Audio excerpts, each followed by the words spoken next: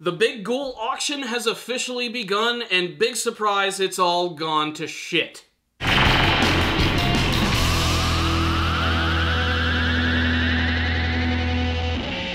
With every single episode of Tokyo Ghoul, I find myself resenting it just a little bit more. It seems like with every episode, they just continue to name drop all of these important characters that, frankly, I just can't remember. And half the time, it seems like these are characters who only exist in the manga version, and they serve as just a means to get those people excited. But I'm a guy who just watches the Tokyo Ghoul anime series, and I still find myself confused with almost every single episode. Maybe it's just the overabundance of characters, maybe it's the fact that a lot of these characters' names are incredibly hard to pronounce. Maybe it's the fact that most characters are wearing masks half the time, and you can't actually see who they are, so it does make it kind of confusing. With that in mind, this was still a pretty awesome episode of Tokyo Ghoul, which was basically just a giant massacre. The Doves versus the Ghouls, the Aogiri group returns, Ayato is here, there's the promise of the owl possibly returning. There's a lot of really big developments in this episode, and if you're just looking for some raw anime action, you're definitely going to get it in this episode. But as far as like story goes, the element that I think I was most interested in was what's going on with Toru, who has been captured, they put him up for auction, and he was purchased by Big Madam, who has no relation to Big Mom from One Piece, but she also has a very big appetite, and she just wants Toru so bad because they reveal that underneath that eye patch is actually his ghoul eye, which makes sense. I had a feeling that's what was really going to be going down there. But Toru is going to be a ghoul's dinner. So the Nutcracker takes him away with the promise of hopefully getting around $200 million for this guy. That is until suddenly chaos ensues. Absolute and utter chaos, because as soon as he is purchased, we move on to Juzo, who comes out in all of his gothic Lolita style and suddenly does a big flip in midair anime style, reveals a prosthetic leg which is just loaded with knives, and then he just starts tossing them all over the place, impaling people, getting knives shoved in their head, and that's when the ghouls realize, this is not going the way we expected, and then they start to run out, the doves are outside, the big mission begins, and everybody just starts fighting. It's chaos, it's madness, and honestly, it's pretty freaking cool, especially because we get to see the return of some characters who didn't really get to do too much in the previous seasons, like Naki, who is back with his gigantic arm of death. He's also joined by that other brand new female character who has a really awesome design with this really sharp, almost Teenage Mutant Ninja Turtle Shredder looking mask, and she has like all of these blades coming out of her back. We also get to see this one big bald dude who looks like freaking Vin Diesel with giant cleavers on his arms, just absolutely wiping the floor with everyone. We have the return of Ayato, whose brand new look is just awesome. I absolutely love the look of it. He's got like these like weird wings which are sort of like holding all of his weird like shrapnel Kagane in them, and he's fighting against Juzo, and it's all sorts of awesome. Juzo says that he's gonna bring out Jason.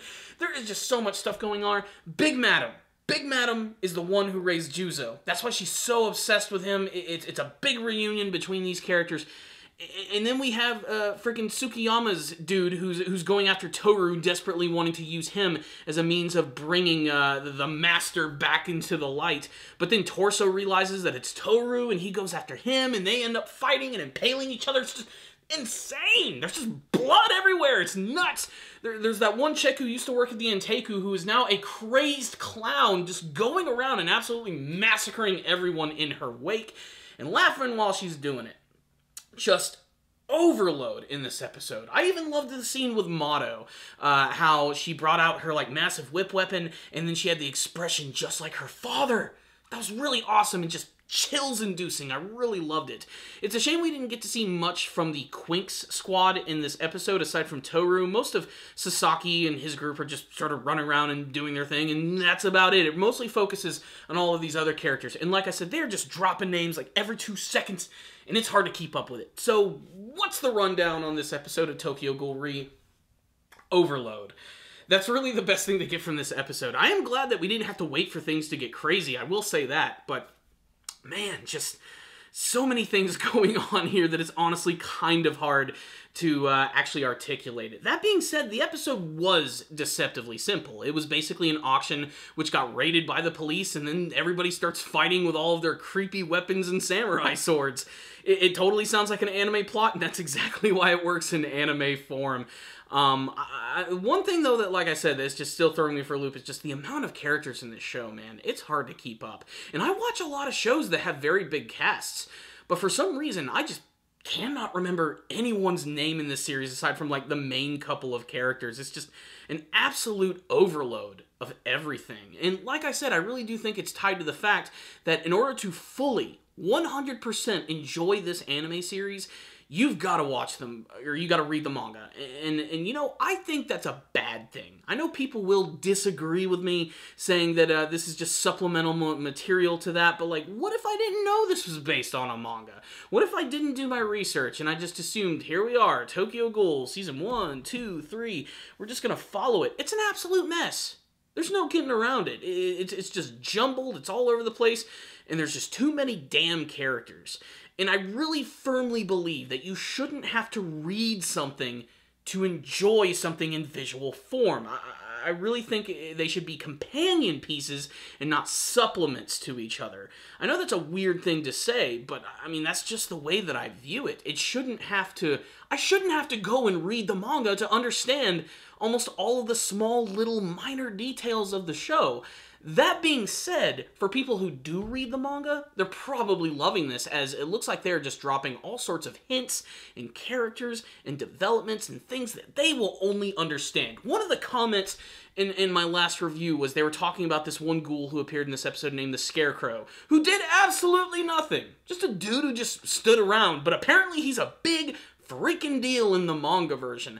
There's a ton of characters like that so far that have appeared in the series, and I don't know. And I'm afraid that this season is going to end like the second season of Tokyo Ghoul, which is just going to leave me wanting, I don't know, maybe I'm going to have to read the manga.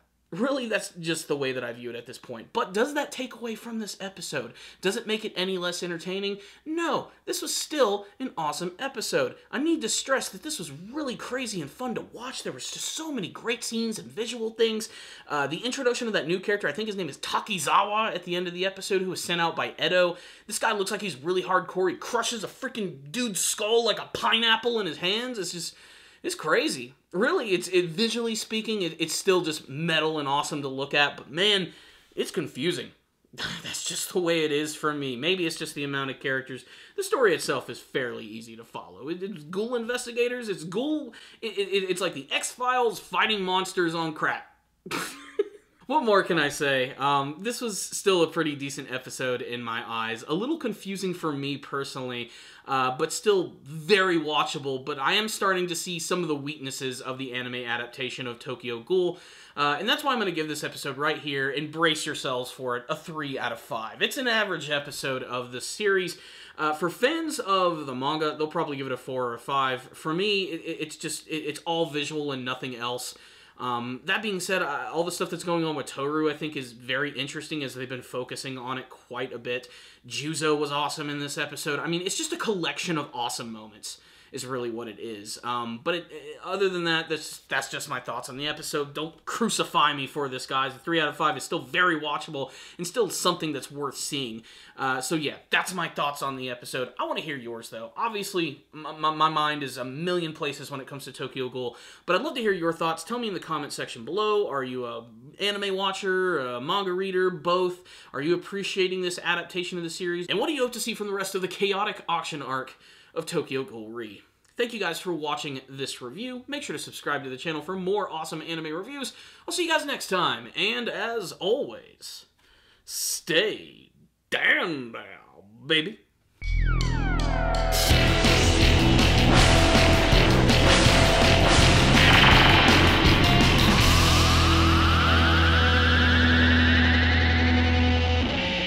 It's like the X-Files fighting monsters on crack.